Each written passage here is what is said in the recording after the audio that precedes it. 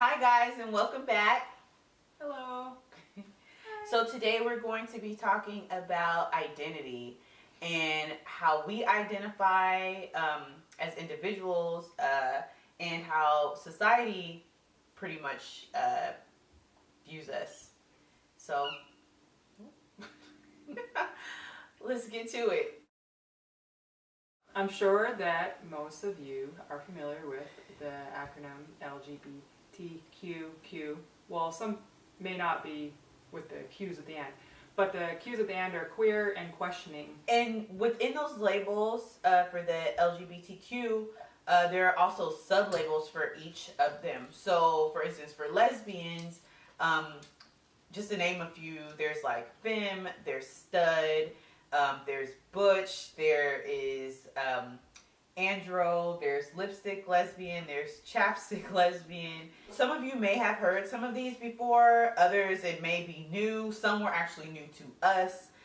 And I think too with the world and society, like things just constantly change. The more common ones are butch, or stud, which are right. masculine lesbians, femme or lipstick femme are more of the feminine, the feminine lesbians. So some that people may not have heard of, gold star lesbian, would be someone pretty much who has never been with a guy.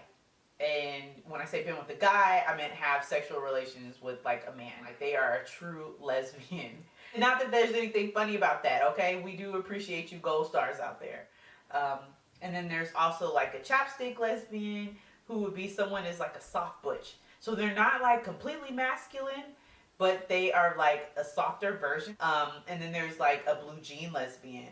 And that is someone pretty much who is feminine, but they don't like to wear like dresses. They may not have their nails done, or they may not wear like makeup. They wear like jeans and t-shirts. All right. So another terminology which I'm sure everybody's heard of is dyke, and it's more of an older term that people use, and it's one that we use within the community. If someone that's not in the community does, it's actually very offensive. There's a sporty dyke, which is someone that's usually you can tell that they have played a sport or they play sports because they usually are wearing, more athletic gear all the time. Baby dykes are just like lesbians who are young and they're just coming out of the closet, right? Right. So out of the closet meaning they are just coming out to people. So a has-been is someone who was a lesbian, but she's no longer dating women. Now she solely dates men, or she's like married to a man, so she would be considered as a has-been.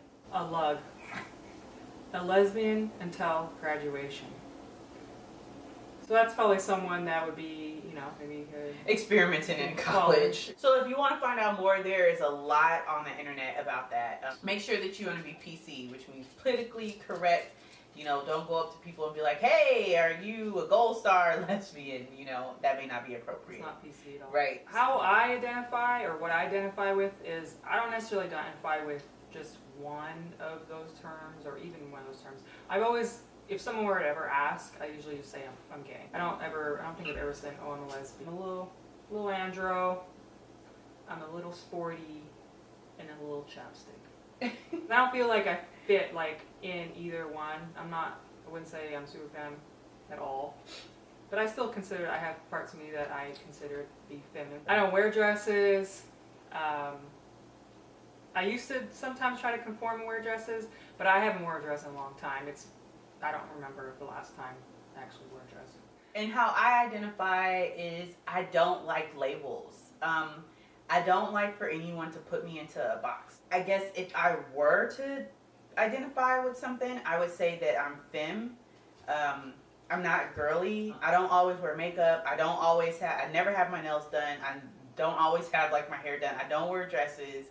Not that I won't, but I don't. I would be like a blue jean lesbian, right? So most people that know me, I'm always in like jeans and t-shirts and tennis shoes. That's me. And I just don't like labels.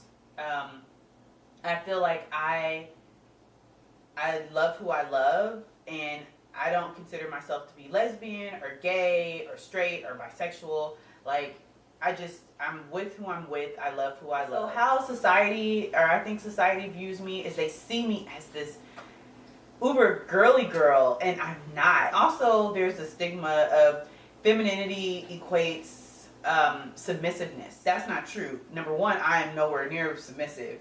And number two, I have a very dominant personality. People automatically see me and they assume that I'm going to wear a dress or wear makeup, or that I am the girl or the woman in the relationship. It's just kind of annoying. So how society views me or sees me, I think that people put me in a category as a tomboy. You know, I can't dress up, and it always shocks people. I think some people are just kind of are confused. They can't really put a label on me.